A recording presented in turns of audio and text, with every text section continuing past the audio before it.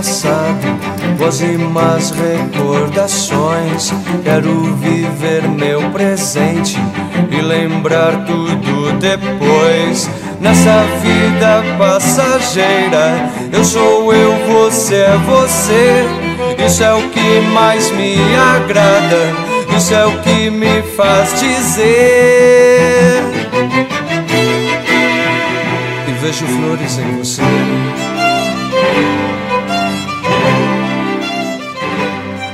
E eu lembro-me muito bem que alguns anos atrás a discussão seria se era Galiza ou Galícia.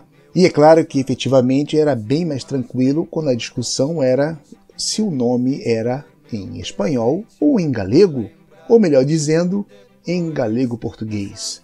Mas afinal de contas, se por um lado Galícia é em castelhano, como seria o termo em galego-português ou na nossa língua comum, tanto para os galegos quanto para os portugueses? Ou será que haveria uma diferença na pronúncia ou na forma de escrever? E só como uma observação, aqui no Brasil ainda é costume escrevermos na forma como se escreve no mundo hispano-falante, ou seja, escrevemos Galícia, como se faz na Espanha ou nos países de idioma castelhano. Parece que em Portugal já há uma aceitação da forma como os galegos escrevem, Galiza, porque está com Z.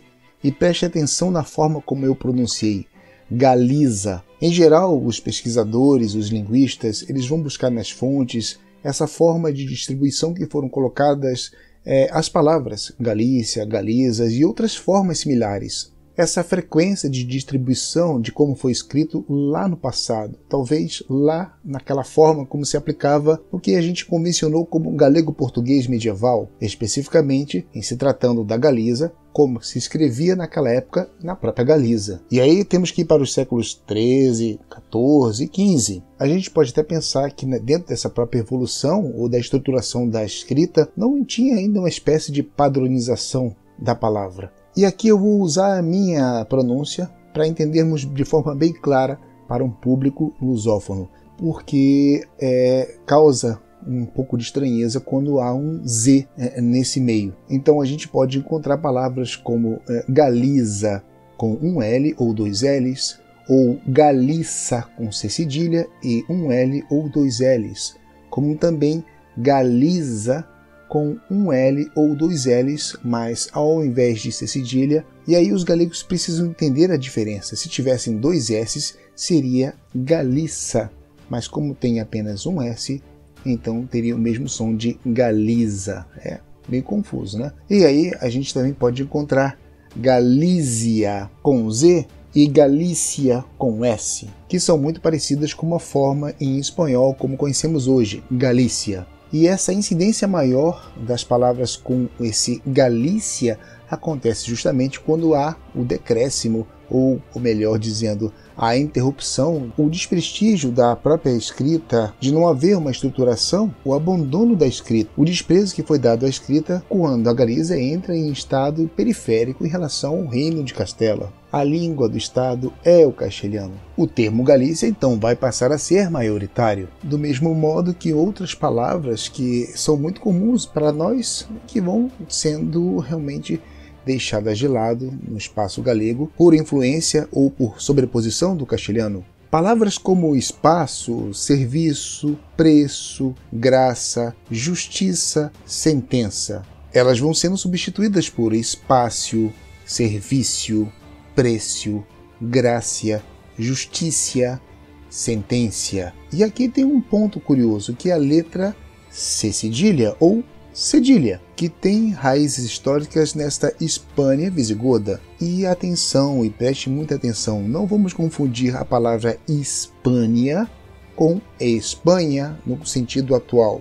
E como você já sabe, aqui não é um canal de linguística, e eu não sou linguista, e eu não sou professor de português. E todos os povos eles encontram códigos e formas para identificar o som das palavras. E este fenômeno do cedilha vem justamente da letra zeta ou Z, em espanhol, seda. O diminutivo de seda seria cedilha. Então, cedilha seria a mesma coisa que um Z pequeno, um Zzinho. E o que era uma questão estética se torna um sinal diacrítico. Isso vai ser utilizado no leonês, no castelhano e vai ser utilizado também no português, naquele português antigo, naquele português medieval, que tinha a função clara de marcar alguns sons, como por exemplo na palavra maçã ou açúcar, e também para diferenciar palavras iguais como passo. Percebem? O mais curioso é que na língua castelhana, a Real Academia Espanhola, ela abandonou o C cedilha em 1815, então já tem bastante tempo. E aí tem outras explicações que a gente não vai detalhar muito, depois a gente pode até de repente chamar um professor, um linguista, para poder explicar isso com melhores detalhes. Mas o nosso Z, na nossa lusofonia, ele tem aquilo que vão chamar de fricativa alveolar vozeada. Um nome engraçado, né? Bom, o som do Z é um fonema fricativo sonoro, ou seja, é um som prolongável que resulta da vibração das pregas vocais. Entenderam alguma coisa? Bom, nem eu. Vamos lá, vamos tentar melhorar isso aí. Os fonemas fricativos são consoantes que produzem turbulência aérea quando o fluxo de ar passa por um estreitamento na cavidade oral. Melhorou? Continua no zero. Zero para a gente, zero para os hispanofalantes. Bom, o som do Z pode ter dois sons diferentes para nós, dependendo da posição que ocupa na palavra.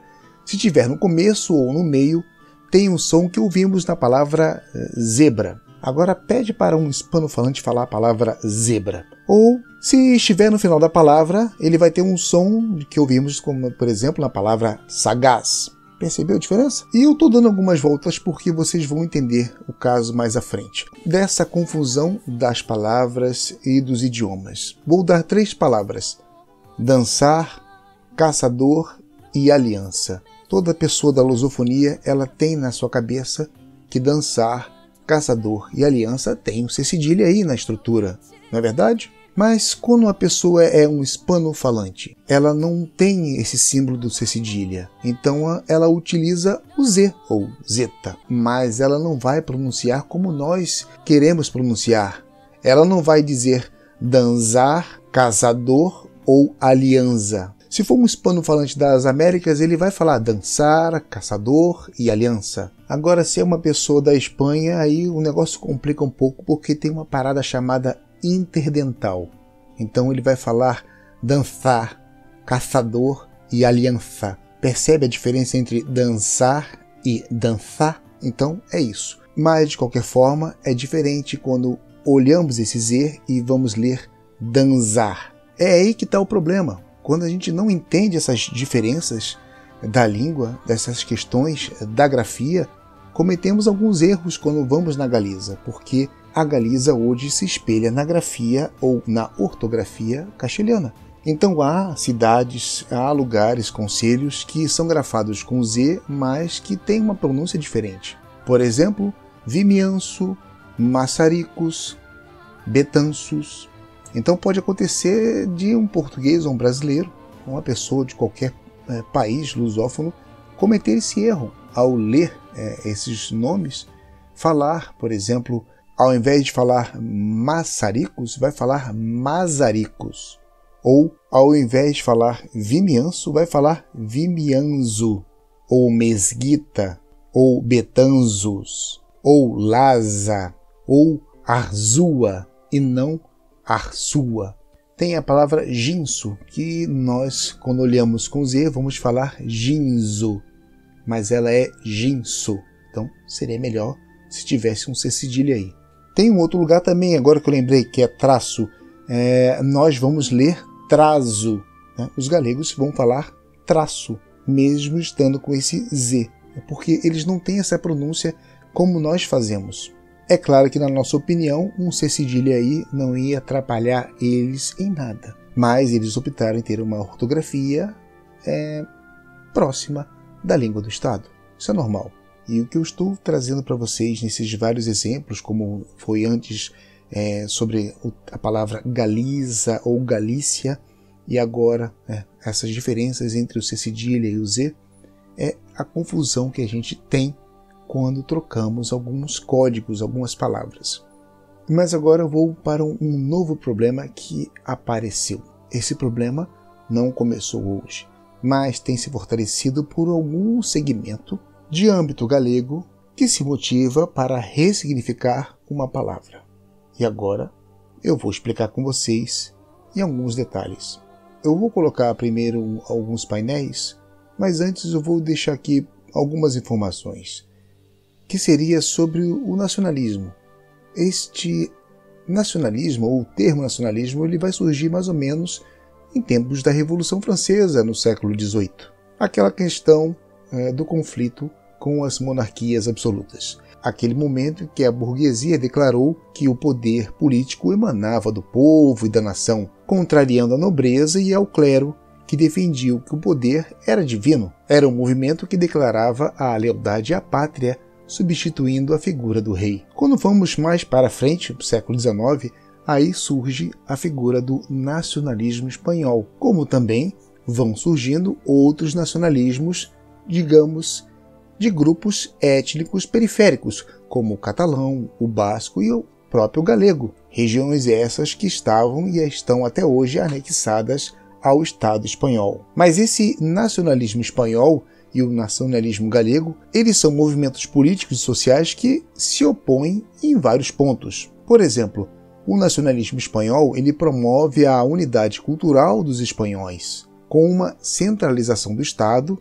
mas a língua é a castelhana. O nacionalismo espanhol ele preconiza a cultura castelhana e a sua construção está moldada no Estado pela monarquia católica. Alguma dúvida até aí? Já o nacionalismo galego, que vai ser construído perfeitamente a partir do século XX, ele propõe o reconhecimento da Galiza como nação e do direito da autodeterminação para o povo galego. Então, este nacionalismo é uma ideologia que se baseia no sentimento de pertencimento à cultura de um país e a sua identificação como pátria.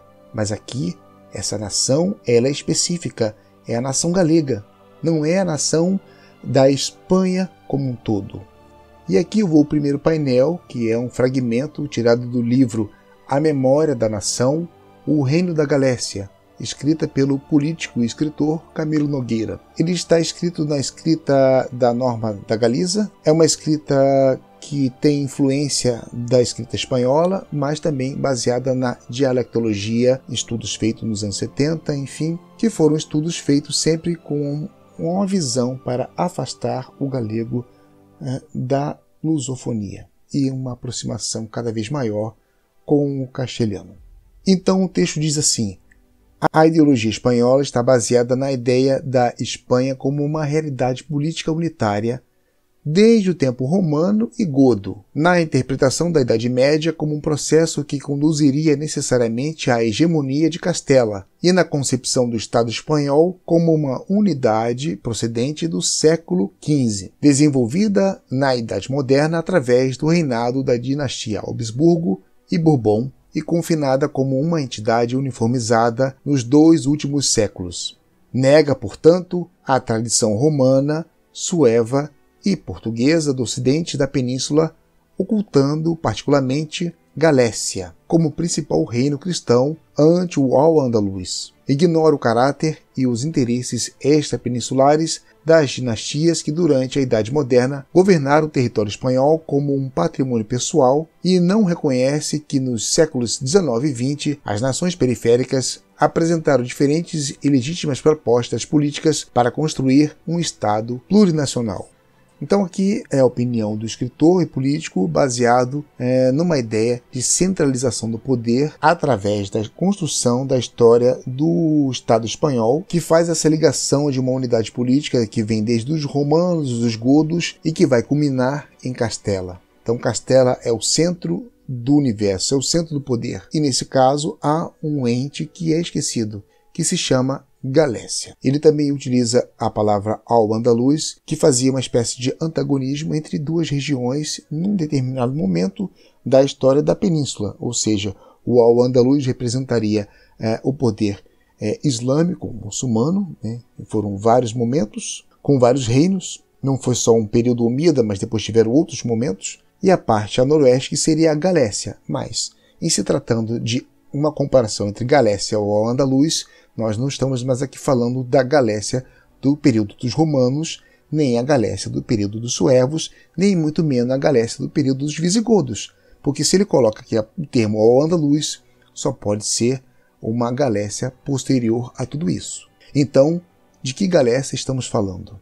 E o que se verifica nas crônicas cristãs, como nas crônicas árabes ou moçárabes, é uma recuperação desses novos reinos cristãos, desses espaços da antiga Galécia. Num primeiro momento, esse expansionismo não está visando chegar lá para o meio ou para o sul. Ele está tentando recuperar a Galécia. E aqui eu não vou nem falar de um outro reino que era concorrente, que era Pamplona ou Navarra. Então, eu estou falando mais de um reino que está se formando ali naquela região de Astúrias e que vai descendo ali para aquela faixa ali de Leão e Galiza, e depois Castela, etc, etc. Então essa faixa que está se estendendo para o ocidente é que chamamos de Galécia. E aqui é o problema. Considerar toda essa grande extensão Galécia poderia ser chamada de Galiza. É uma falsa interpretação de trazer essa palavra do latim para uma entidade atual chamada Galiza. É você tomar toda aquela história do passado para si. É você trazer todos aqueles reis do passado, aqueles reis medievais, para si. É você trazer todo esse legado como se fosse seu. É claro que a Galiza está ali, mas ela não está em todos os momentos. A Galiza não estava nas Astúrias, ela não estava em Castela e ela não estava em Leão. Ela estava onde sempre esteve. Efetivamente, esteve um pouco a mais. Se considerarmos forçosamente que, em determinados momentos, o Condado de Portugal e o Condado Portucalense pertenceram a Galiza, sendo eles vassalos ou não ao Reino de Leão. Eram extensões da própria Galiza.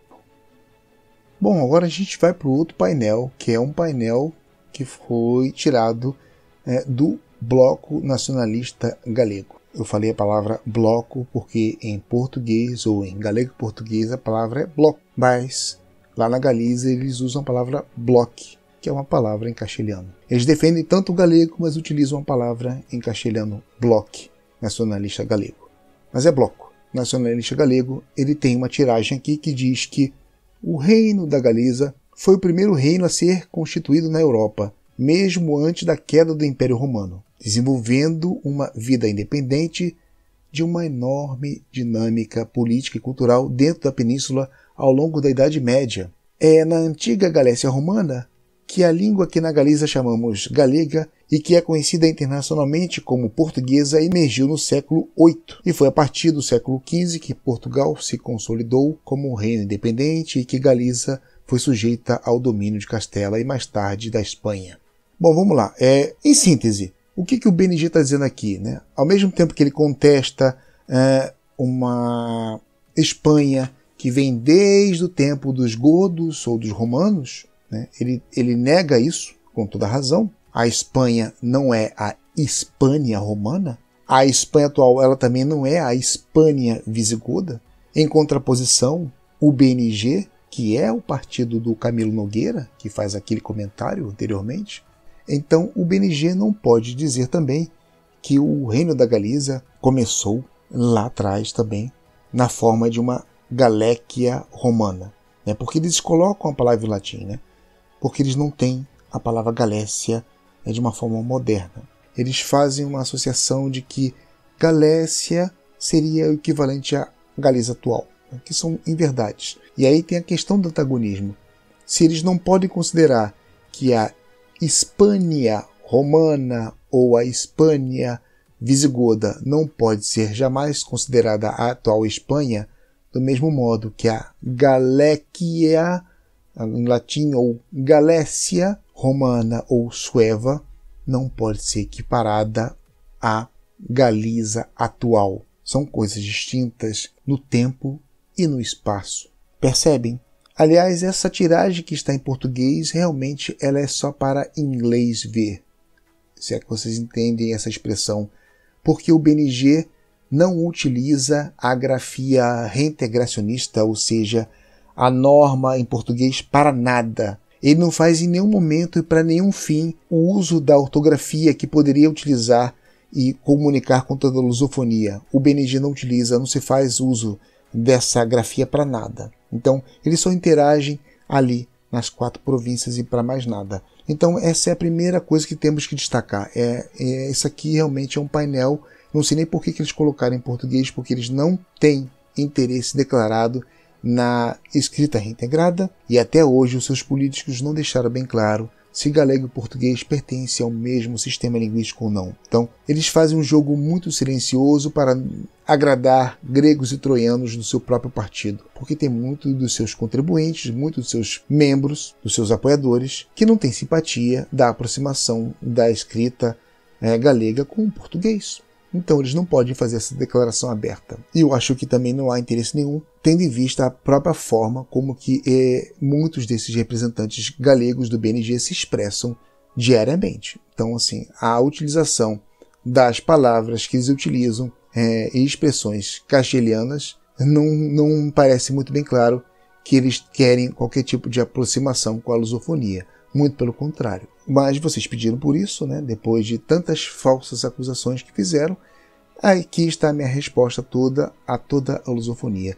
A gente pode calcular aí a quantidade de pessoas que existem no planeta, a quantidade de países que tem no mundo, e de todos esses países que tem nesse mundo, vamos calcular quantas nações aceitam essa teoria de que Galécia e Galiza são a mesma coisa. Vocês não vão encontrar um país com soberania que entendam que isso é uma verdade. É isso, aguardem, porque tem muito mais. Quando me sinto assim, volto a ter 15 anos, começando tudo de novo. Vou me apanhar sorrindo